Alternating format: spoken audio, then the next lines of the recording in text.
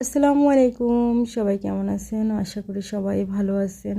আমি এখন একটু ভালো আছি। গত 2 দিন আমার এত বেশি ব্যাক পেইন ছিল যে আমি মানে কি পরিমাণ যে যন্ত্রণা ভোগ করছি তা শুধু আমি জানি। একটা সময় মনে হয়েছিল যে আমি আর বাঁচবো না। তো যাই হোক, বাকি কথা পরে বলতেছি। এগুলো হয়েছে যে আমার গাছের সবজি, লাউ পাতা, তারপরে কুমড়া পাতা, তারপরে বেগুন, তারপরে বরবটি 4টা। আর এখন দেখেন এখানে সন্ধ্যা হয়ে গেছে, সন্ধ্যা প্রায় 6:30 হয়ে গেছে। এখন রান্না করতেছি।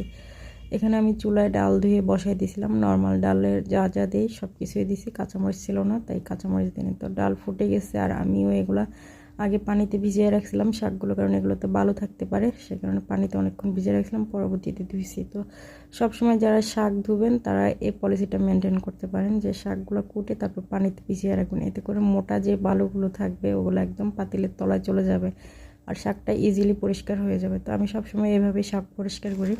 তো আজকেও সেম ওয়েতে শাকটা ধুয়ে তারপর আমি এখানে যা যা সবজি ছিল ওগুলো পানি ঝরিয়ে নিছি। তারপর ডাল ফুটে গেছে, তো ওটা তো দেখলেনই।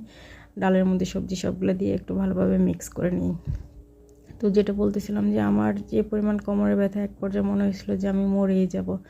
তো জামাইরা কালকে রাত্রে বলতেছি, তুমি আমাকে মাফ করে দিও, কিন্তু আমি তোমাকে মাফ করবো না, তুমি আমার জীবনে অনেক কষ্ট দিছো। তারপরে বলতেছি, আমার বান্ধবী আমার থেকে 250 টাকা পাবে, ওইটাও শোধ করে দিও। মাসালা 420 টাকা পাবে, ওইটাও শোধ করে দিও। মানে সবার দাবি দেওয়া আমি বলে দিতেছি যে কোনো কিছু যাতে আমার মরার পরে বাদ না থাকে। তারপরে বলতেছি ছেলেকে ভালোভাবে মানুষ করে, মানে এমন পর্যায়ে চলে গেছে আমার ব্যথা।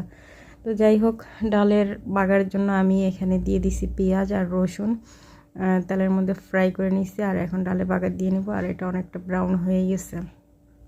এগুলো যখন বলতেছিলাম আমার ছেলে অনেকটাই ঘাবড়ে গেছে। ঘাবড়ে গিয়ে ও অনেক রাতে ও আমবাগান চলে গেছে ডিসপেন্সারিতে। সেখানে যে জিজ্ঞেস করতেছে আমার আম্মুর কী হয়েছে, ও সব ডিটেলস নিয়ে আসছে। ওইখান থেকে নিয়ে আসে আমাকে বলতেছে, আম্মু আপনার ক্যালসিয়ামের অভাব হয়েছে, আপনি বেশি করে ক্যালসিয়াম খাবেন। ওর বাবাকে বলতেছে তুমি আম্মুর জন্য দুধ রোজ করে দিবা। তারপরে ও হরলিক্স, ওর টিফিনের টাকা বাঁচায় ও হরলিক্স কিনে নিয়ে আসছে আমার জন্য, আমাকে হরলিক্স খাওয়াবে। তো এটা হয়েছে আমার মানে নিয়ামত।